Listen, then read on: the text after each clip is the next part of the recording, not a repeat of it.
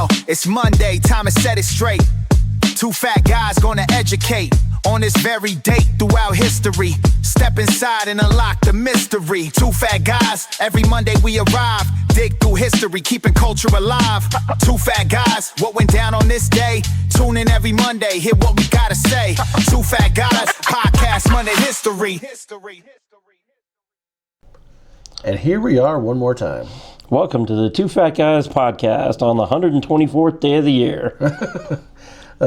As you can hear, we are both, I'm getting over being sick.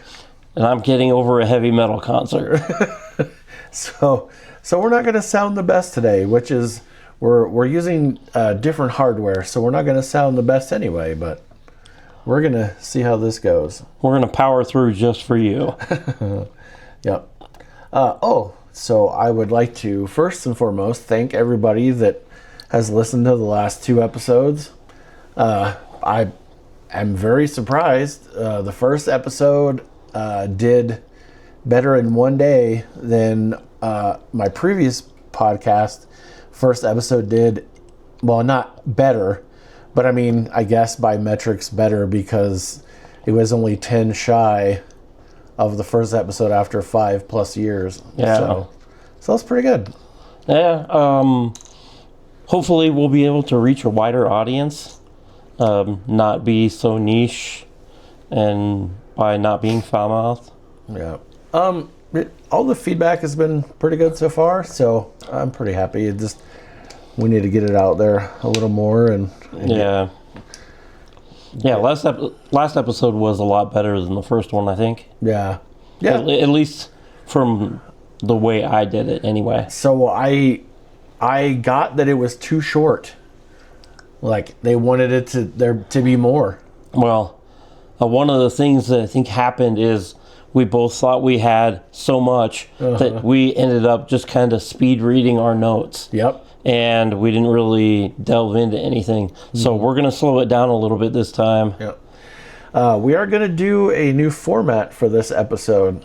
In the first two episodes, we started with events and then did births and deaths.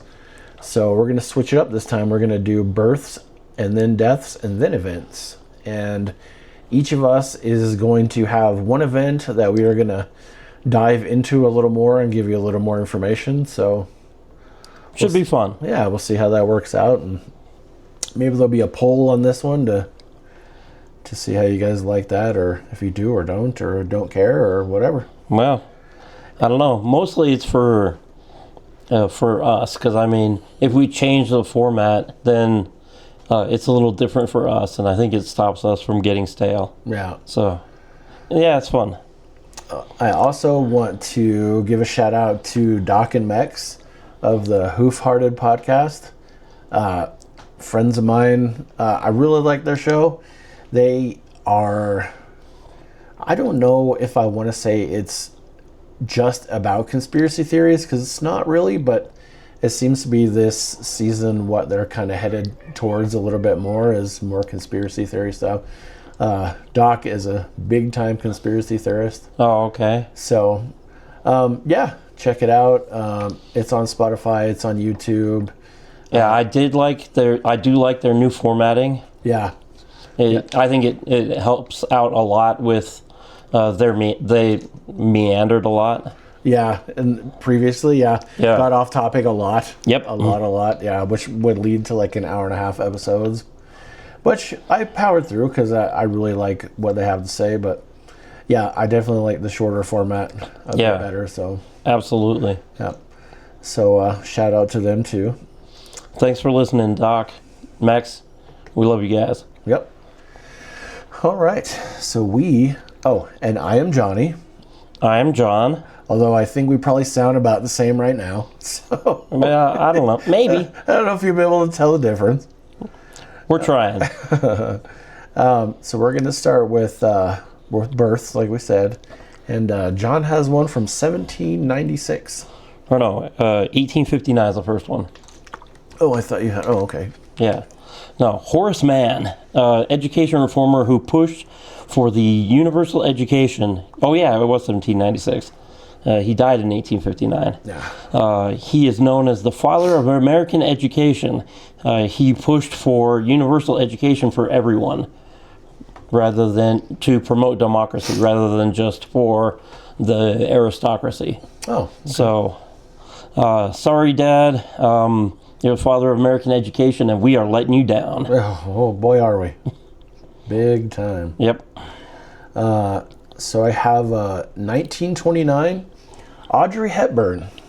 See, I have a different one from 1929. Oh, nice. It's Etta Van Heemstra Hepburn Rustin, Oh, okay.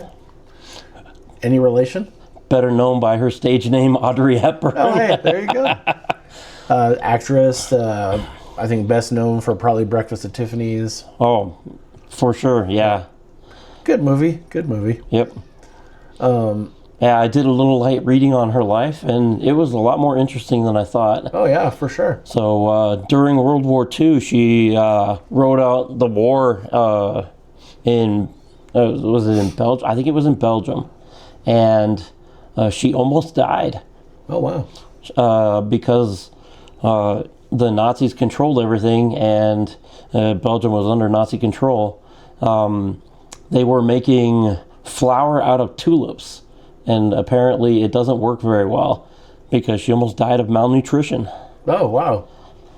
But her and her family were secretly helping the British paratroopers that got stranded and passing messages about German intelligence to them and helping them get rescued.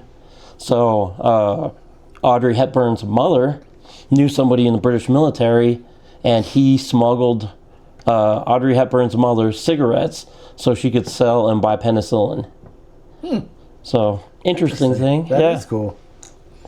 Okay, so I have 1944, Russie Taylor. She was a voice actress known for voicing numerous characters, most notably Minnie Mouse in Disney's House of Mouse, Mickey Mouse, Clubhouse, and Mickey Mousekersey's. Oh, okay. She also voiced Huey, Dewey, Louie, and Webby Vanderquack in the 1987 television series DuckTales. Oh, DuckTales. Woo! Oh, I can't do that. Oh, that hurt. So this I thought was cool, more than the DuckTales and Minnie Mouse. She provided the voices for The Simpsons' Martin Prince, Sherry and Terry, and Ooter. Oh, nice. Yeah. She was married to Wayne Allwine, the third person to provide the voice of Mickey Mouse from 1991 until his death in May 2009. She had 4 stepchildren. Oh, cool. House of Mouse alum. Huh? She became the longest retainer of the voice of Minnie Mouse. Nice. Yeah, I thought that was pretty cool. That is pretty cool. 1947, Richard Jenkins. I'm sure nobody's going to know who that is. He was John C. Reilly's dad in Step Brothers. He also, once you finally watch DTF St. Louis, he is a detective on DTF St. Louis. I'll get around to it someday. God, that show is so good. Highly recommend anybody who... It's a limited series. It's only 7 episodes.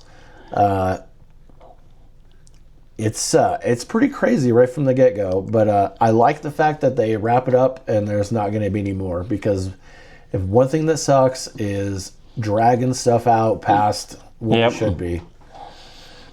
Like we're going to invent a loophole for us to jump through. Yeah, I hate that. Yep, absolutely. 1951, Mick Mars, the guitarist for Motley Crue. Oh, okay. Yeah. And then John has one from 1958. I do. On this day in 1958, Keith Haring was born. He's a graffiti artist and social activist that used his platform to shine a spotlight on controversial subjects. He's most, well, I don't say most well known, but he's most well known for his New York subway graffiti. In Philadelphia, he did like this huge mural that said "Crack is whack." And then he did later in his life, once he was diagnosed with HIV, he did a bunch of graffiti art, which was his style, about raising awareness for AIDS. Oh, cool. Yeah. Right on. 1959, somebody I don't necessarily like at all, Randy Travis, country singer. Oh, okay. I'm not a fan, but he is a notable birth on this day. He is indeed. My mother loved Randy Travis. Yeah. I think a lot of people's mothers love Randy Travis. Oh, for sure. Mine wasn't one of them, but 1967, Anna Gasteyer, actress, Saturday Night Live, Oh, a bunch okay. of movies with Saturday Night Live alum and Right, stuff. okay. Really funny actress. I really like her.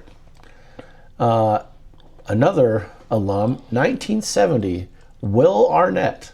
Oh, no way. Yeah. Okay. Yep, actor, Lego Batman, Man, how did I miss that one? Arrested Development, BoJack Horseman, 30 Rock. I love him and Amy Poehler in Blades of Glory. Oh, absolutely. One thing I did not know is that they were married from 2003 to 2016. Oh, really? Yeah, I did not know. I was like, how did I not? And it was like 13 years. How do you not know? Yeah, they had great chemistry, and There's a reason they had great chemistry. It's either a reason they had great chemistry or there was a reason that they got married. Exactly. And one led to the other. Yep. Yeah, I thought that was pretty cool. Yeah, for sure. Mike Dirnt in 1972, the bassist from Green Day. Oh. I'm not a huge fan of Green Day.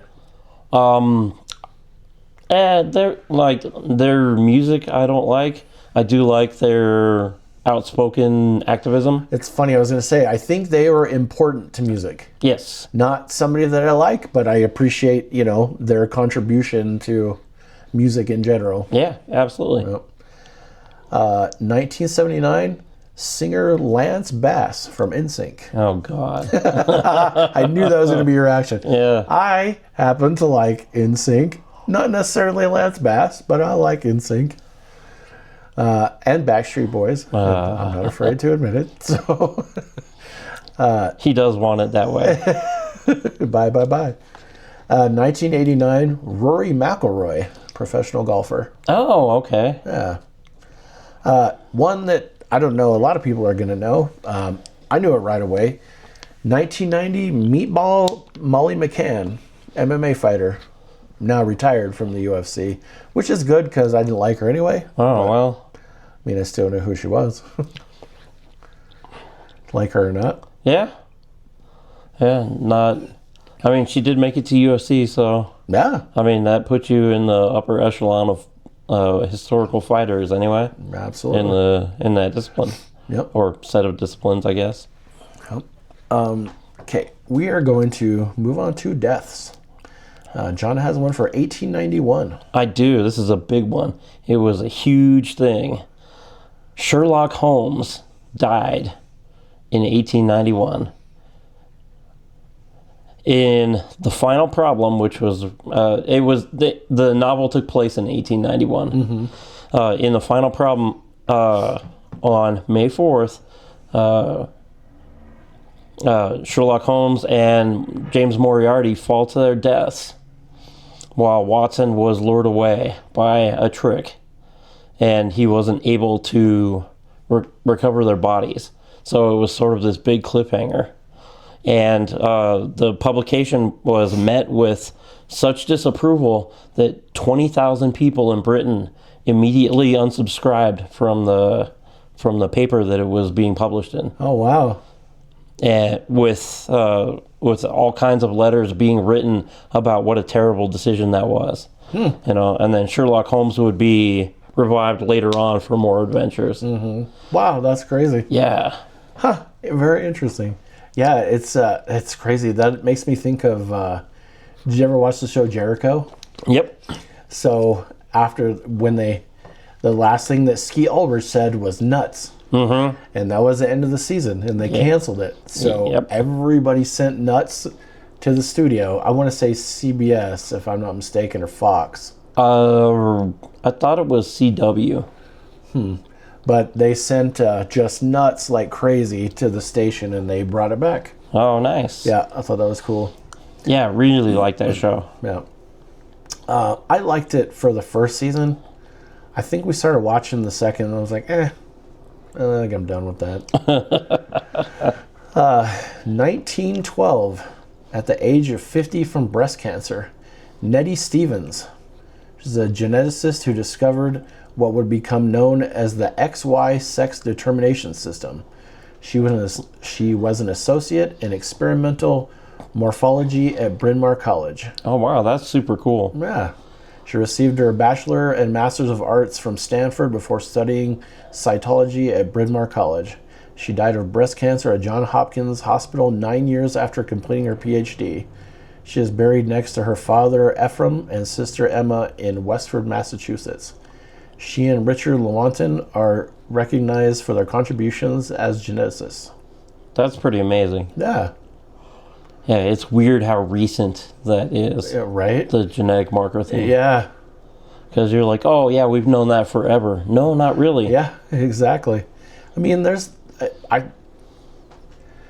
I hate to say, because it feels like I'm putting myself in that category, but I guess I am kind of, is like kids nowadays, like teenagers and younger, nothing is relevant before the day they were born. Yeah. Like, if you ask them about anything before the day they were born, they have no clue what you're talking about. Well, I mean, they're encouraged, I guess, through social media and everything to have short attention spans. So they just consume content and they don't really, nothing sticks. Yeah.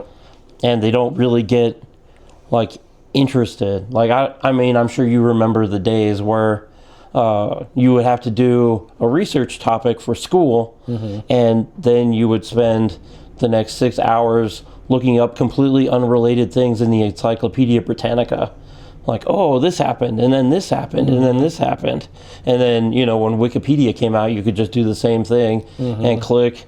You start off reading about the Battle of 1812, and you end up reading why giraffes have long necks at 3 o'clock in the morning. Yeah, it's kind of crazy, but it's funny. It's those things that for us older folk, that it seems like it was just a long time ago, and it really In wasn't. a galaxy far away. Yeah, exactly. John has one for 1938. I do. On this day in 1938, Kano Jigoro. I'm sure I got the pronunciation on that wrong, and I'm very sorry. I tried. He's the founder of Judo. So to differentiate between Jiu-Jitsu, he used positioning and throws to defeat his opponents, whereas Jiu-Jitsu primarily used wrestling. So, yeah, it was cool. His master in Jiu-Jitsu, he was sparring and teaching the differences in what he wanted to do for his discipline and what his master was doing, and his master told him, okay, I don't think I can teach you anything else, and signed over his entire school to him to continue teaching what he considered to be a superior style. Interesting. Yeah. Let's see. 1975. From lung cancer at the age of 77, Mo Howard. I have a different one for 1975. Oh, nice. Better known for being part of the Three Stooges. Yeah, mine is Moses Horvitz. Oh, okay. 1897, he was born, changed his name to Mo Howard in 1974. A member of the Three Stooges. Yeah. Yeah, it's crazy when you think about it, as the Stooges are Larry, Moe, and Curly. So Larry passed away first, and then Moe passed away just a couple of months later. So Larry passed away in 74 in November, and then Moe passed away this day in 75. And his wife passed away a couple of months later. So, that's crazy. Yep. It's like, what did they have? Yeah. Lung cancer. Lots of cigarettes. Yeah. Yeah. Big shout out to You Nazi Spy, which was my favorite Three Stooges movie. Nice. It was freaking hilarious. Remember the laughs. All right. 2009. at 75 from kidney failure. Yep.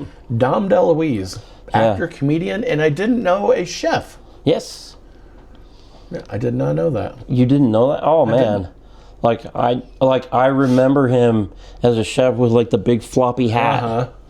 And that was like my first impression of him before I saw like Cannonball Run, Yes. and then and Blazing Saddles and all the Mel Brooks movies. See, that's where I saw him first, was Yep. an actor and comedian. Yep. I mean, I remember seeing him in chef's garb, but I just thought it was a work, you know? Yeah. Yeah, I didn't know it was an actual thing. Yeah.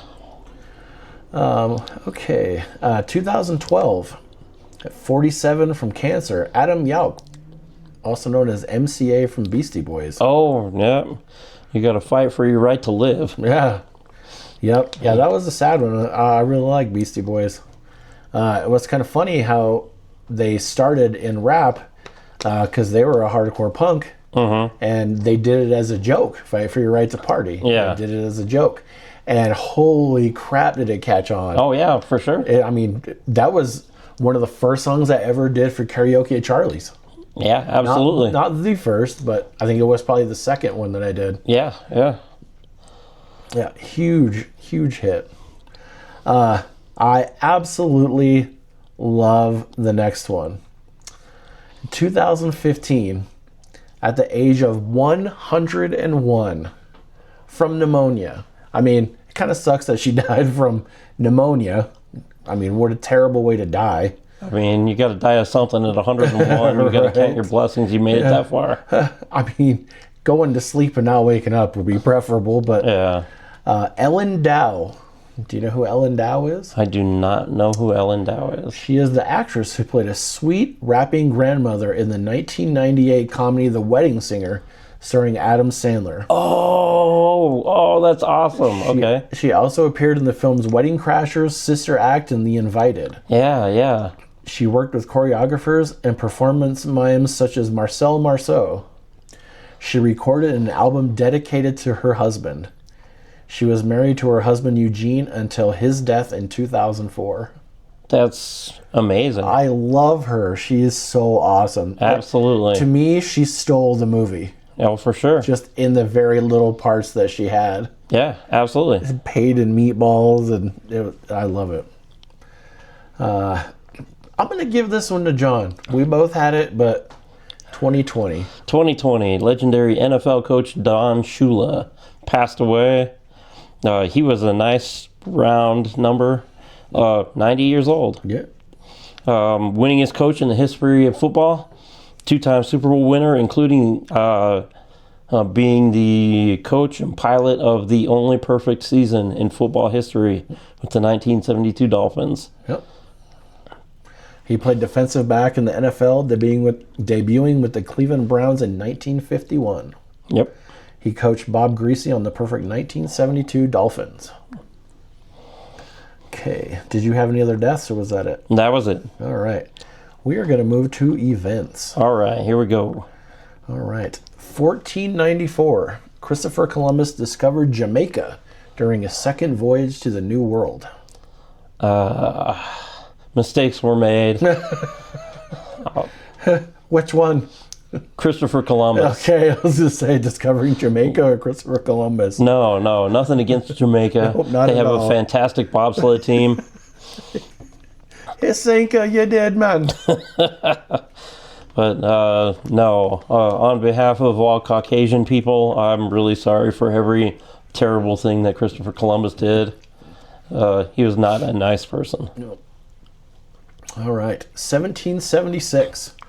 Rhode Island became the first American colony to renounce allegiance to King George III. Yep.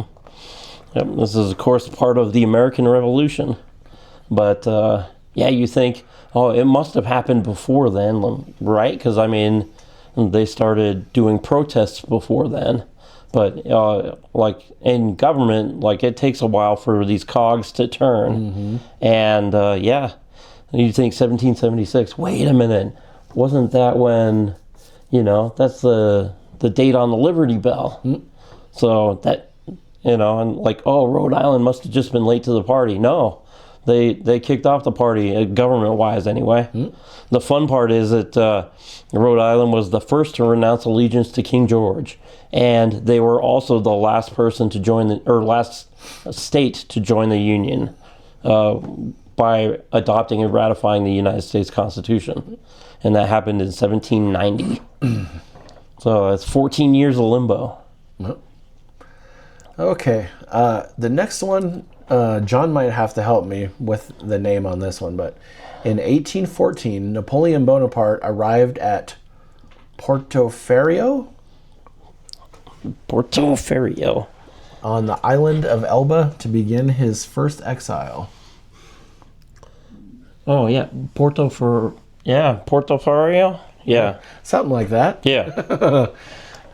Yep, that is where he went to exile. I don't know where that island is. Elba. Okay, and John has one for 1869. I do. We're going back to baseball. In 1869, the Cincinnati Red Stockings played their first game, shelling the Great Western Baseball Club 45-9. Wow. Can you imagine going to a baseball game and having them put up 50-plus runs? I mean, That's crazy. That is crazy. The Cincinnati Red Stockings, which were named for their, they wore long red stockings, and which was considered a little over the top back then. But they would go on to record the only perfect season in baseball, tallying 57 wins and bringing a spotlight and helping baseball become America's pastime. A little later on, they would have offshoots that would move to Boston to start their own clubs. They had one that moved to Boston and one that moved to Atlanta. So Boston became the Red Sox. Atlanta became the Braves, but kept the same color scheme. And then Cincinnati, in order to differentiate themselves from those two, changed their name to the Reds. The Reds. Nice. Yep. Okay, the next one is going to be my dive. Okay, Johnny's deep dive. Here we go. 1886. Hit it.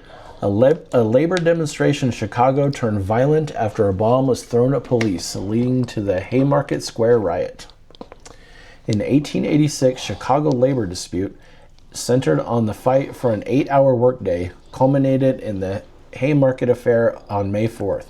Following police violence against strikers at the McCormick Reaper Works on May 3rd, a protest rally at Haymarket Square turned deadly when a bomb was thrown, killing several police officers and wounding many more. The key aspects of the 1886 conflict: growing unrest in Chicago regarding unsafe working conditions, low wages, and long hours, compounded by a general strike that began on May 1st, 1886. The incident on May 4th, 1886, a peaceful labor rally in Chicago's Haymarket Square became violent when a bomb was thrown into police ranks, prompting immediate police gunfire. The violence resulted in 7 police officers killed and at least 4 civilians. The trial says following the event, 8 anarchist leaders were arrested and convicted of conspiracy despite not being present at the bombing, in what is considered a major miscarriage of justice. And in the aftermath, 4 men were hanged in 1887, and the incident led to a crackdown on labor organizations while directly inspiring the creation of May Day as an international workers' holiday. The event was a major turning point in American labor history, damaging the Knights of Labor organization while catalyzing the long-term struggle for worker protections. So that's where we get our 8-hour work week or work day. Yeah, that's wild. That's one of those things where, like, the events lined up just perfectly for this to happen. Because reading a little bit about it, like, the riot almost didn't happen because the crowds had dispersed because there was heavy rain. So there was a few core group members that were there, about 200, that were holding vigil just kind of like, okay, we're going to be here until tomorrow when we can continue the rally, when the weather doesn't suck. And then the police just came to shoo them off the street. And one of them was angry enough to have a bomb, threw it at the cops. This is one of those times where you can't really blame the police response, because if somebody throws a bomb at you, you shoot them. That's kind of how it goes. For real.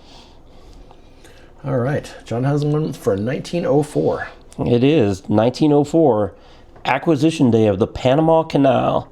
The U.S., backing rebels of Colombia, established a new nation in 1903, and a short 6 months later got the rights to a 10-mile stretch of land where we would essentially terraform the whole thing. And the creation of it is really cool. They dug it all out and built an artificial lake, and then had locks on either side that would control the flow of water. And it was super cool. Very difficult to build. There was 5,000 people that passed away during its building in the 9 years, something like that it went on, from various tropical diseases and unsafe working conditions. But we got it done. Yeah, for sure. Some of you may die, but that's a price we're willing to pay. Yeah. All right. 1910. The Canadian Parliament accepted the creation of the Royal Canadian Navy. All right. 1919. The May 4th movement began in Beijing with students protesting against the Treaty of Versailles. And let's see. 1945. The Flossenburg concentration camp was liberated by U.S. Army troops. Hooray. Yeah, absolutely. All right. John has one for 1959. I do. I have a quick question for you. If I was to tell you who won more Grammy Awards the first year the Grammys came out, Frank Sinatra or Alvin and the Chipmunks? Alvin and the Chipmunks. Alvin and the Chipmunks absolutely demolished Frank Sinatra. On this day in 1959, the first Grammy Awards show was broadcast and televised.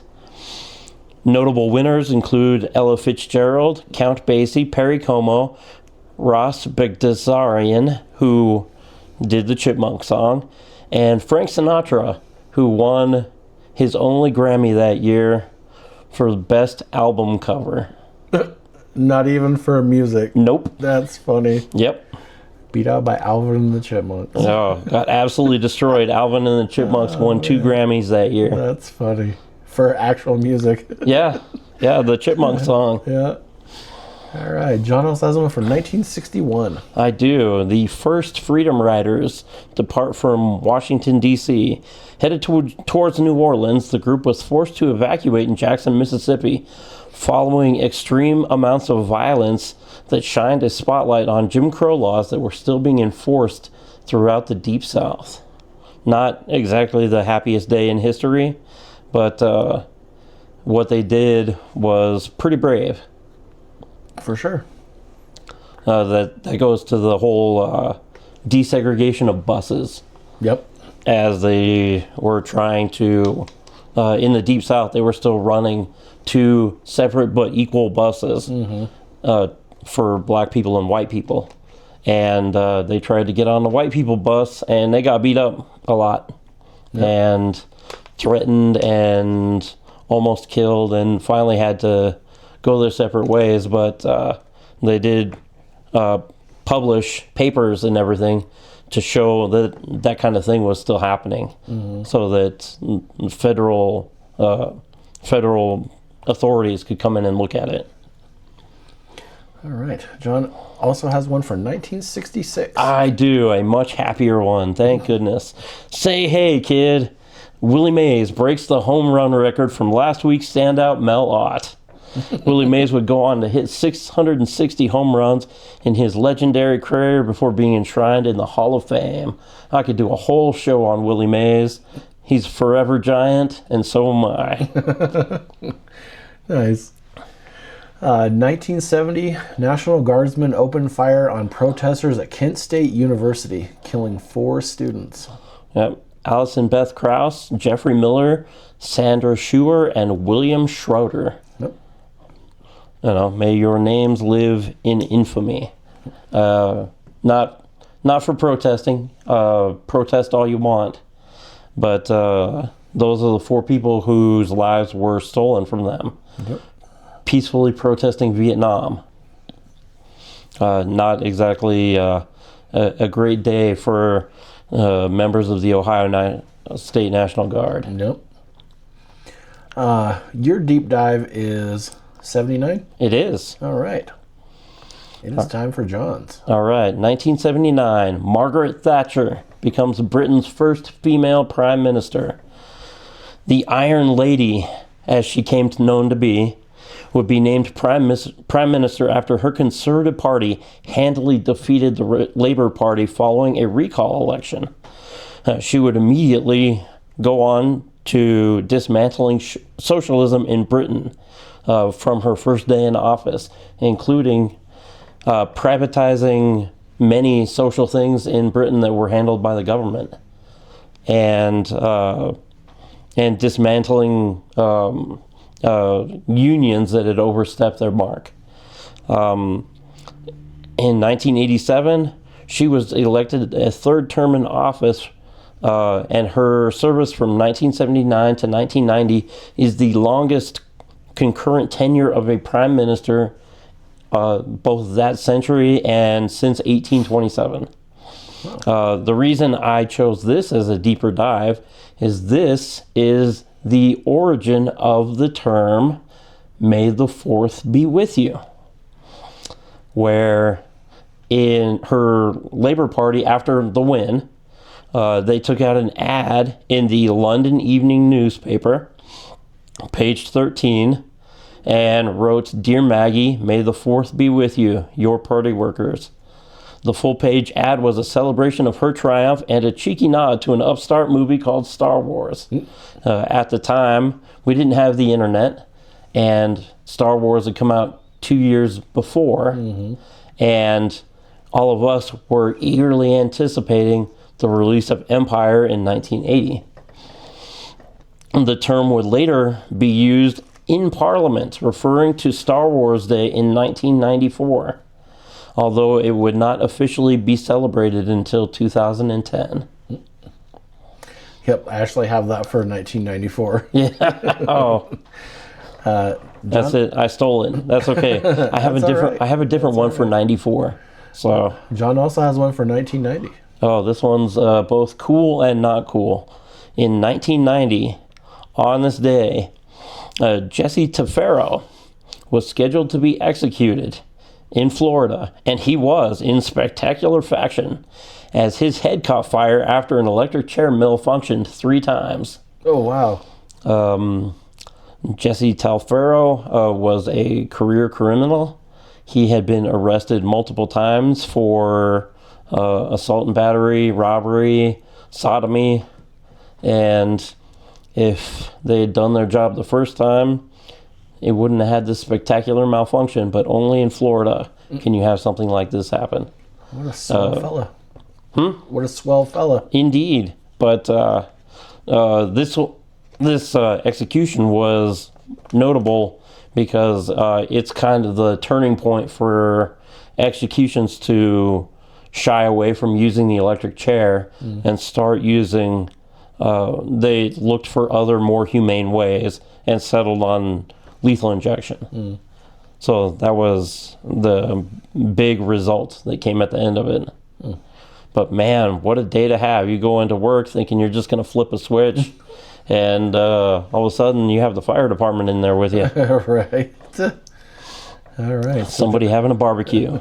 So John's going to give you his other 1994. John's going to end out the show as 94 and 2008. All right. In 1994, the Gaza-Jericho Agreement was signed, paving the way for Palestinian autonomy, kind of.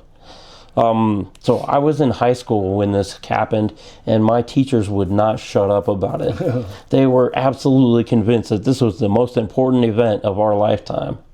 The agreement was signed by Yitzhak Rabin and Yasser Arafat, and they thought, oh, it's such a big thing. Like it's the biggest thing to happen in the Middle East since the creation of Israel in 1949. And I guess kind of, but at the same time, they don't feel particularly autonomous even still.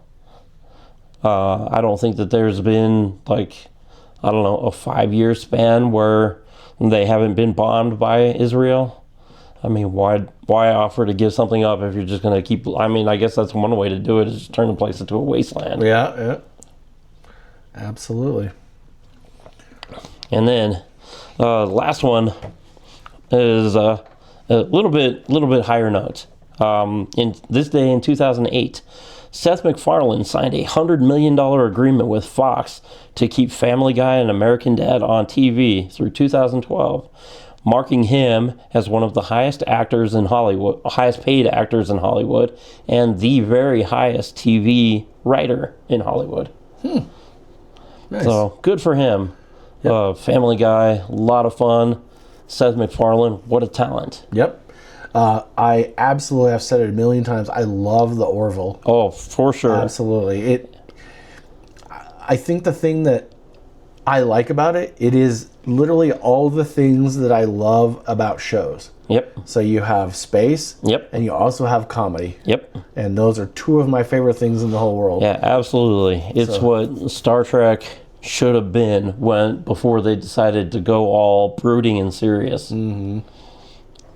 Yep. All right. So that was our episode for May the 4th be with you. Indeed.